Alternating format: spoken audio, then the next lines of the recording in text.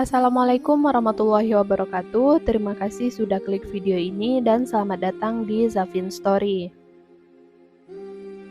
Di video kali ini saya akan membahas tentang sejarah masuknya Islam ke ranah Minang.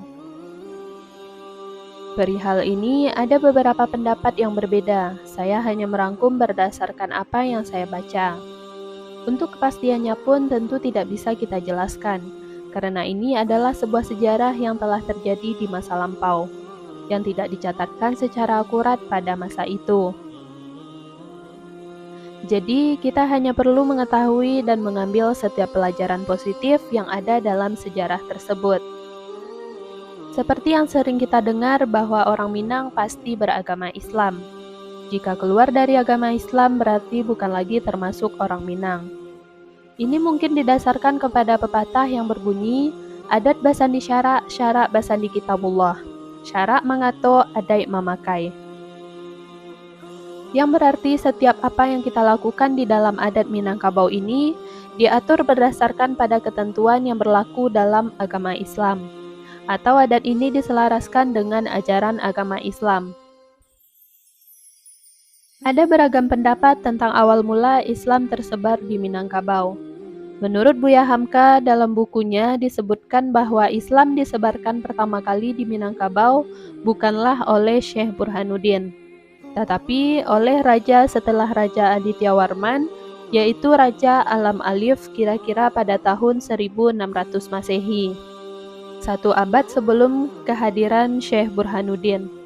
Sedangkan Syekh Burhanuddin hanyalah memperluas ajaran Islam di Minangkabau. Pendapat lainnya datang dari PM Hall yang menyebutkan bahwa perkembangan Islam di Minangkabau bermula dari pesisir Pariaman. Setelah masuknya dakwah agama ini ke Aceh pada abad ke-14.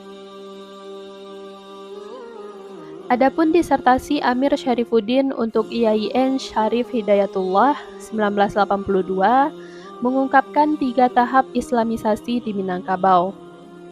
Tahap pertama berlangsung melalui jalur perdagangan yang terjadi antara penduduk lokal dan para pelaut Muslim asal Arab, Persia, dan Gujarat. Mereka tidak hanya berniaga tetapi juga menyampaikan ajaran Islam. Bahkan sebagian di antaranya menikah dengan perempuan setempat. Islam dinilai berkesesuaian dengan falsafah adat Minangkabau yang memang sudah mengakar lama saat itu. Tahap kedua berlangsung sekitar abad ke-15 di sekitar pesisir barat Minangkabau. Kali ini dakwah Islam terjadi dengan perantaraan para saudagar Aceh. Memang daerah di ujung pulau Sumatera itu lebih dulu menerima risalah Islam. Pada tahap inilah dakwah Islam berkembang pesat dan lebih sistematis dalam menjangkau seluruh penduduk Minangkabau. Tahap ketiga ditandai dengan perkembangan Islam dari daerah rantau atau pesisir ke dare atau dataran tinggi. Dikutip dari PM Hall, kaum dare lebih belakangan dalam menerima Islam karena di sanalah para pemangku adat memegang peran dalam alkulturasi kebudayaan Hindu-Buddha yang diinisiasi Kerajaan Pagaruyuang. Pergerakan dakwah dari pantai ke pedalaman ini dikiaskan dengan ungkapan syarak mendaki adat menurun. Artinya penyebaran syariat dan ajaran-ajaran Islam mulai naik ke dataran tinggi. Pada masa pemerintahan Anangga Warman, anak dari Aditya Warman, sang pendiri Kerajaan Pagaruyuang, pengaruh Hindu-Buddha mulai pudar. Hal ini seiring dengan melemahnya Majapahit di Pulau Jawa. Dominasi Majapahit digantikan pengaruh Kesultanan Demak. Namun, Majapahit di bawah pimpinan Wikramawardhana atau menantu Hayam Wuruk sempat menyerang Pagaruyuang meski pada akhirnya kalah. Lokasi pertempuran itu kemudian dinamakan sebagai Padang Sibusuk, nama untuk daerah yang sekarang menjadi bagian Kabupaten Sijunjung, Provinsi Sumatera Barat, menandakan banyaknya mayat membusuk dari korban jiwa yang jatuh berkelimpangan akibat peperangan. Sementara mayoritas masyarakat Minangkabau menjadi Muslim. Islam mulai dikenal di kalangan istana Pagaruyuang sejak abad ke-17. Dalam Tambo dijelaskan raja pertama yang memeluk agama ini bergelar Sultan Alif. Dengan demikian muncul lembaga baru yang disebut Raja Ibadat, sebagai perimbangan daripada Raja Adat yang mengurus persoalan tradisi, dan Raja Alam sebagai eksekutif pemerintahan.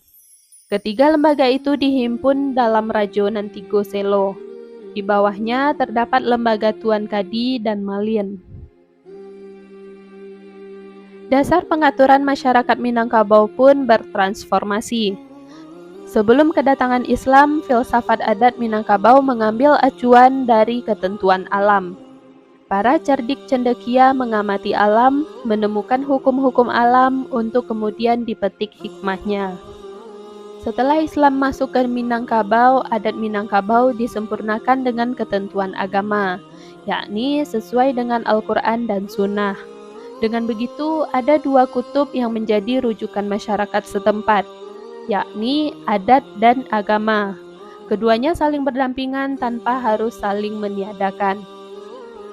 Pepatah adat Basandi Syarak, Syarak Basandi Kitabullah merupakan hukum dari oposisi biner atau dua pihak yang berseberangan tersebut. Adat berjalan seiring dengan tuntunan agama atau syarak ataupun syariat. Di Minangkabau, seorang pemuka adat mesti seorang muslim yang taat menjalankan syariat Islam. Di saat yang sama, seorang ulama harus memahami adat Minangkabau secara komprehensif. Pemaknaan adat Basandi Syarak, Syarak Basandi Kitabullah telah melalui proses yang amat panjang. Maka dari itu, sampai saat ini pun sulit memisahkan antara adat dan agama Islam dalam kultur masyarakat Minangkabau. Jadi, jangan heran dengan kata-kata yang mengatakan bahwa setiap orang Minang pasti beragama Islam. Karena begitu kentalnya pertalian antara adat dan agama Islam di masyarakat Minangkabau ini. Baiklah, sekian dulu video tentang sejarah masuknya Islam ke Minangkabau dari Zafin Story kali ini. Semoga kita dapat mengambil setiap hikmah dan pelajaran dari setiap sejarah yang ada. Kalau teman-teman suka dengan video ini, boleh minta like-nya, dan bagi teman-teman yang belum subscribe, silahkan untuk di-subscribe.